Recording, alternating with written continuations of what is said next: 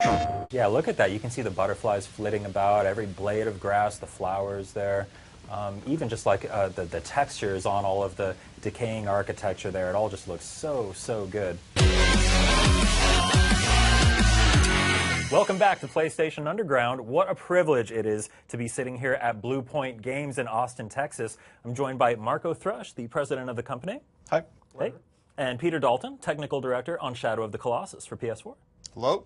Hey, thanks for being here, guys. Well, rather, thank you for letting us be here. This is quite a change for PlayStation Underground to be recording on location here. Super excited to be seeing Shadow of the Colossus. You can see already that this game just looks absolutely stunning. Such an upgrade from the PS2 version and the more recent PS3 version. Marco, I'd like to start by talking to you just about the project and kind of how far the company has come. What's it like now working on this massive overhaul, this new version, rebuilt from the ground up for PS4? It's a great opportunity. We're finally, over the different projects we've done over the years, finally grown to the point where we can finally take a project of this kind of scope on and actually do it justice. So it's really great. Cool. And I should mention that we have our pal Russell here sitting on the floor next to us. He can't be seen on the camera, but sorry, Randall. Yeah, Randall is here. He's playing the game for us. He's piloting. Whatever you call me is fine. Just don't call me Shirley. Don't call you Shirley. Look, I've had one day to get everybody's names straight. I'm working on it. Randall is here, and he's driving. He is the producer on the project. And I got that right? Yeah. Oh, yeah. Okay, great. Nailed it. So, yeah, and we had some great chats earlier. He's going to carry us forward to victory with no deaths, no stumbles whatsoever. I'm going to make this game look absolutely perfect, Flawless which it already gameplay. does. Peter, I'd like to talk a little bit about the technical side, and I think that you're a good person to talk about that. This game is quite an upgrade from the original PS2 version of Shadow of the Colossus. How did we get from there to here? You know, I think it's been a lot of fun, and when we had the opportunity to remaster the original for the PS3, it was much more of just bringing up textures and resolutions on a few things. And we've gone to the point now where we are basically remaking every single asset in the game. You look at the geometry and the detail that we've added to the environments and the atmosphere. It's a completely re-envisioning. It's trying to stay true to the original remaster of the game. From character animations to the physics to the water simulations to the particle systems. Yeah, look at that. You can see the butterflies flitting about, every blade of grass, the flowers there. Even just like the textures on all of the decaying architecture there, it all just looks so, so good. See the waterfalls up there. Man, this looks incredible. So I think we're headed off to find one of the Colossi. Which one are we headed to right now? We're headed to Colossus 8. Colossus 8. So we're a ways. What's this? About halfway through the game now. Exactly. Yep. Cool. I will shamefully admit that I didn't make it this far when I played the game back on PS2. So I'm really looking forward to being able to experience this for myself and finally resolve one of my greatest gaming shames of never having finished Shadow of the Colossus. Well, okay, we're glad to give you that opportunity. So we see Wander climbing these pillars here. I remember hearing that the controls have been updated here. Marco, can you tell us a little bit about that? Yeah, so we offer multiple control schemes. We offer the original control scheme for the original player, and that matches the PS2 and PS3 version. And we have a new one which we consider to be better suited to new players that have never played any of the original games before. It's more traditional button mappings. In addition to that, all of the modes also received additional improvements to behavior of mounting aggro. I mean, there are so many small details you could list. I mean, Peter, like, what do you think are some of the most obvious ones? Bow aiming. When you shine the sword on your light, making sure camera orientation and such are taken into consideration. Just minor touches and tweaks that the original didn't possess, but just makes the game feel a little more fluid as a player. There's a lot of animation improvements done to the player package too, to get rid of pops and harsh transitions between animation and motions. Yeah. How tempting was it to go in and further simplify the controls or add more modern niceties like being able to move around while aiming the bow and things like that? So, any of the changes you pretty much just listed would be changes that would dramatically affect the way the game played. Our intent was never to change the way the game played. We didn't want to affect the difficulty of the game. Ideas such as removing a grip meter or allowing you to aim while move while aiming the bow, to us would have been like those were actually items specifically we discussed, but they were items that we discounted because they would just change the way you play the game too much, and we didn't want to affect original players of the game to that kind of degree. We wanted to maintain the original intent of the game. I think a great example is if you look at modern games these days, you can run and climb and grab onto walls and parkour with little thought, with just directional input on the joystick. One of the key aspects of this game is actually like holding R2 in order to hold and grip, and that sense of tension that brings. And to simplify and remove that would really lose an important essence of the original game. Yeah, absolutely. I mean, I'm sure that there are some out there who would call you blasphemers for changing the game at all, right? Where do you draw the line? It's pretty difficult.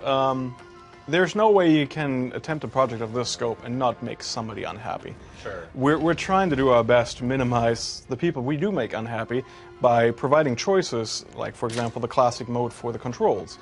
Well, I feel like this is going to make a lot of people very happy. Yes, I hope so. I hope so. Right? A lot of people seem to be happy about it already from what we've seen. The game was only just revealed at E3, I think it was, right? It was at E3, and yeah. we're already so close to seeing a final product here.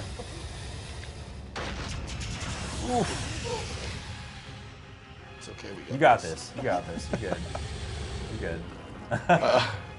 Oh man, I'm getting caught up in this Colossus battle. Oh my goodness! I love the way that the symbols on the Colossus light wander when he's on top of them. Yeah, it's the little touches. I mean, like the glowing legs themselves, they light up the environment too. Yeah, yeah. Oh wow. So that's the kind of stuff that you don't really like until you actually bring the game up on a PS4 and improve the quality of the graphics. A lot of those kind of details are things that just naturally are obvious that they're lacking. Sure. You play the game and it's like, man, it looks really weird that there's this bright glowing thing, but there's no light coming from it. Yeah. So there's a lot of small touches that were things we didn't actually originally even think about that you had to actually get to the point of the game looking to this level to be able to even realize the things that were missing. Yeah, well, I think that was even the reveal trailer at E3. That was maybe the most goosebump inducing moment, was that final shot of the panning camera around with him lit by the symbol, and then that final stab, and then the cut to black. Oh man, I'm getting goosebumps just thinking about it. It's so good, I'm getting tingly. Tell me a little bit more about some of the other technical improvements. Let's talk about the PS4 Pro features. We're actually playing this on PS4 Pro right now. We're seeing this game running at a 4K resolution. This is a cinematic mode, I believe it's called? This is our cinematic mode that we offer. We did a lot of evaluations looking at different 4K rendering techniques. And we found that given the atmosphere of this game and the softness that the game's trying to bring in the mood, we implemented a 440p temporal alias. What? 1440, I'm sorry. All over the place. Temporal aliasing. Temporal aliasing of sampling. And so that gives it a much nicer feel. And it really helps with the image quality at the end. Temporal aliasing. I feel like I heard that term thrown around when we were hearing about Ratchet and Clank. They used something similar, didn't Yeah. they?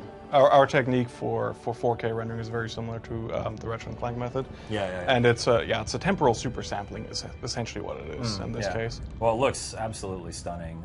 There's also a performance mode. What does that entail?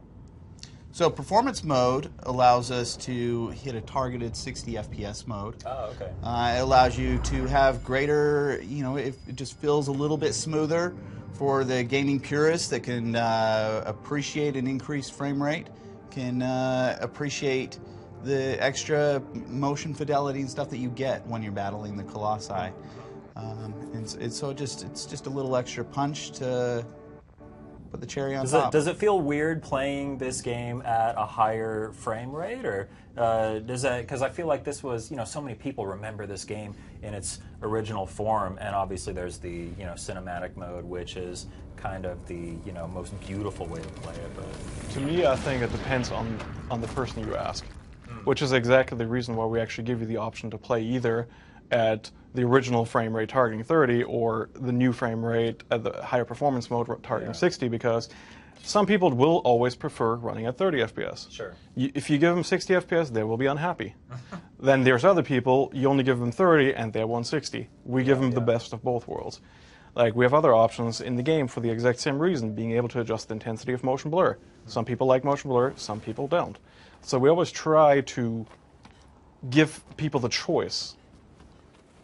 Cool. So how much bigger of a project is this than when you remastered the game for PS3?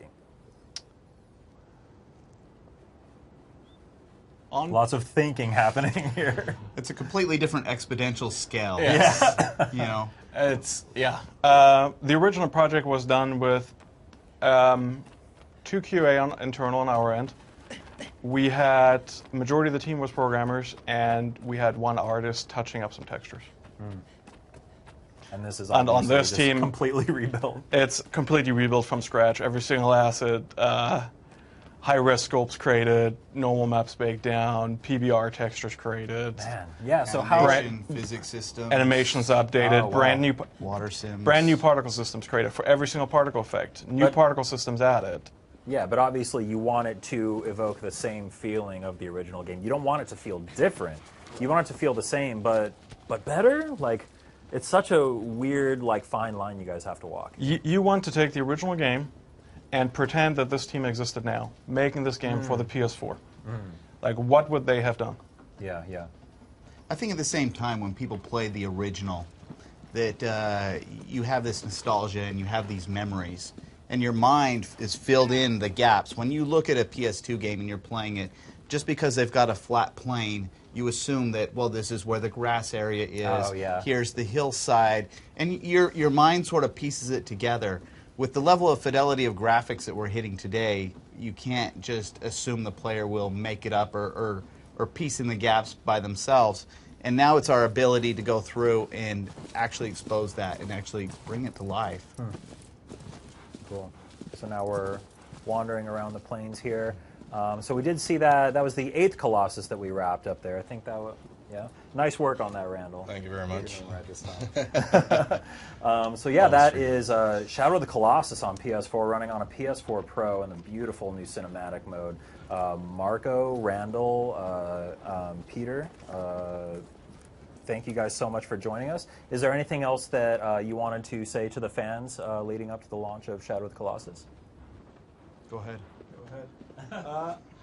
I hope you enjoy the blood and tears and sweat we put into this game. We're huge fans of the game ourselves.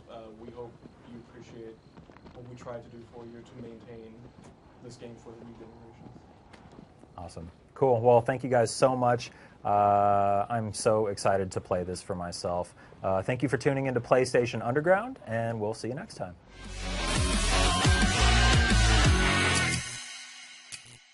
PlayStation